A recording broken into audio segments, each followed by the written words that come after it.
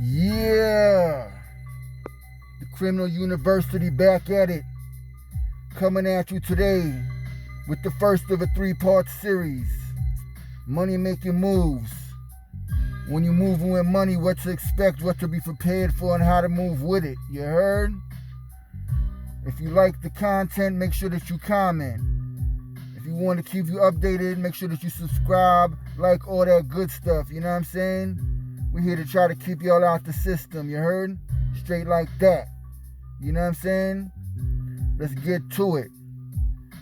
When you're moving with money, a lot of people don't realize that when you're moving with money, it could actually be a liability to you. You have to be prepared. You know what I'm saying? When traveling with money, you're not supposed to travel with over $10,000 if you're flying, taking the train or what have you. You know what I'm saying?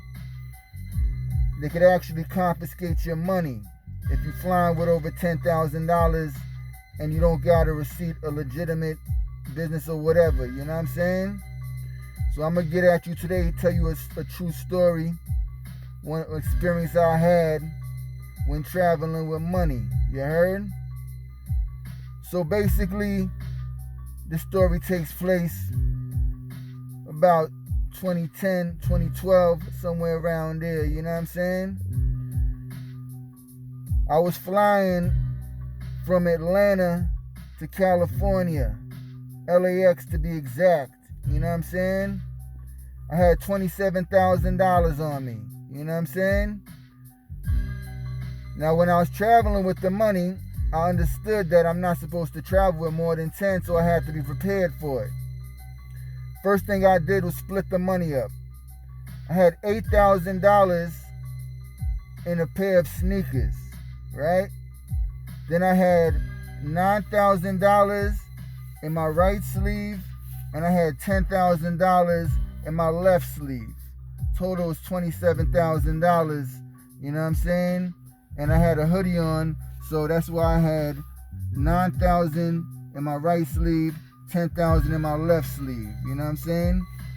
They don't usually search your sleeves. You know what I'm saying? So, anyway, I get on the plane. It's a red eye flight from Atlanta to LAX. You know what I'm saying?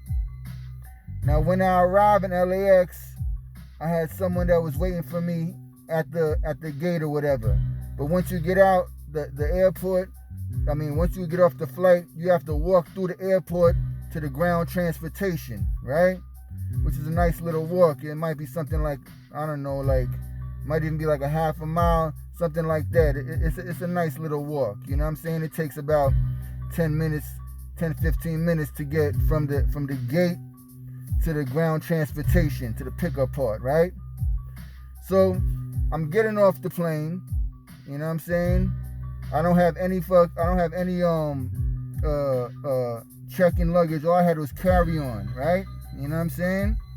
So as I'm walking to the ground transportation where my homie's picking me up at, all of a sudden I get stopped by 3 regular dudes. They look like regular people, regular white people, right? You know what I'm saying? No uniform or nothing, whatever. Turns out to be they were the boys. You know what I'm saying? Now they stopped me as I'm walking, and they asked me if I have any large amounts of money on me. This is a true story. They asked me if I have any large amounts of money on me. I'm like, nah, I don't got no large amounts of money on me. They asked me how much money I got. I told them I got like $8,000. You know what I'm saying? So it's 3 of them. The one guy that stopped me, and all of a sudden there are 2 guys on the side. It's a total of three officers dressed in plain clothes, right? Looking like regular people. So when they stopped me, they asked me, do I want them to search me right here, or do I want to go across the street to an office where I have more privacy? Now I told them, no, you can search me right here. Because all that means when they tell you to go across the office, that means they want to take you in a room, basically run through everything, damn near strip search you, interrogate you and all that.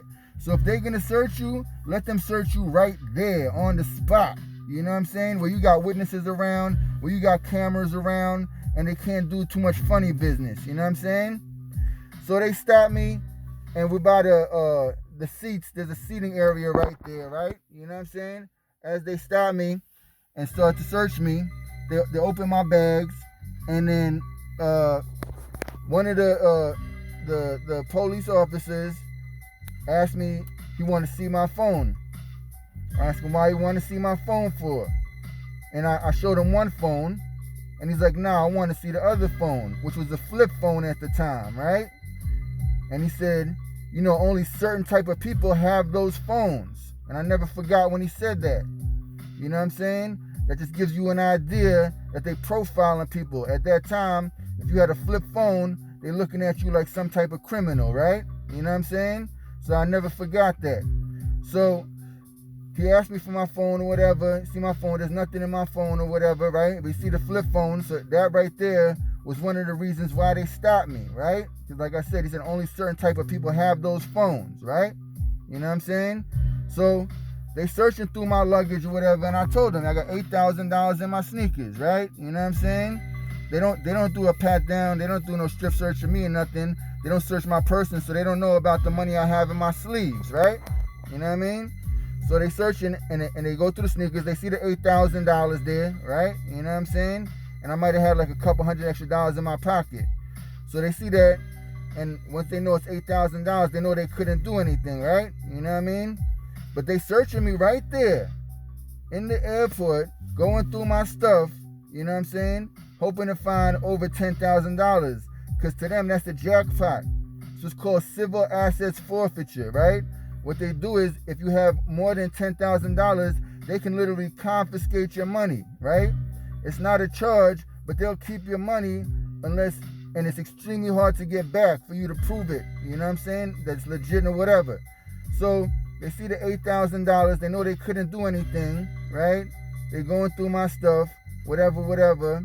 And to make a long story short, they couldn't stop me. They couldn't take the money.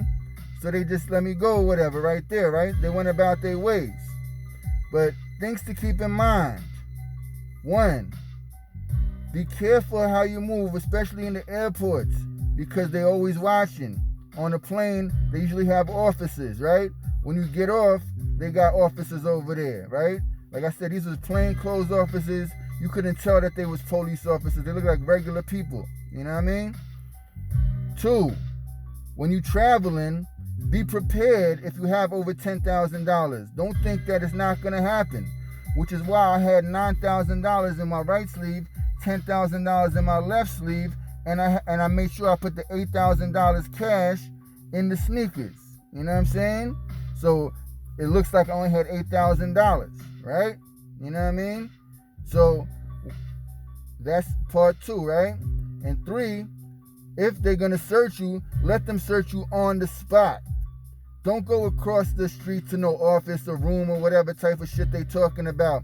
That's just an interrogation room where they can search you thoroughly, go through everything you got, run through everything you got on you, your phones and everything, because there's no one around but them. They don't want to be seen by all these people. So that's why the whole search, it only took about 15 minutes, 20 minutes, right? Now, if I went across the street, they would have damn near probably strip searched me and found the rest of the money or whatever. So when they stopped me, like I said, I was prepared. You know what I mean? The money was already stashed. The other money was in the sneakers. I knew that they couldn't do anything with it. You know what I'm saying? But you got to be prepared, because that lets you know that they're profiling, right? They're watching. And especially, that was a red-eye flight. It was the last flight of the night. So they also getting thirsty. They know certain people's coming on these flights, right?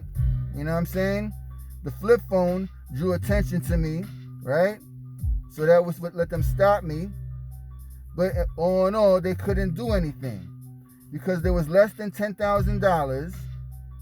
You know what I'm saying? And they couldn't take that. I know they was mad. They thought it was Christmas for them, but it wasn't. You know what I'm saying? I was able to leave, keep my money, and I continued on to the ground transportation when my friend picked me up. You know what I mean? So these are things to keep in mind when traveling with money. when you're making moves with money, be prepared. You know what I'm saying? Because if they take your money, you assed out. You know what I'm saying? You can't make no moves. So this is a lesson from the Criminal University. If you like the content, make sure that you comment. This is part 1 in a 3-part series about money making moves. We'll be back with part 2, more stories for you to let you know how to move when you're traveling with money. All right, y'all? Y'all be safe out there, man.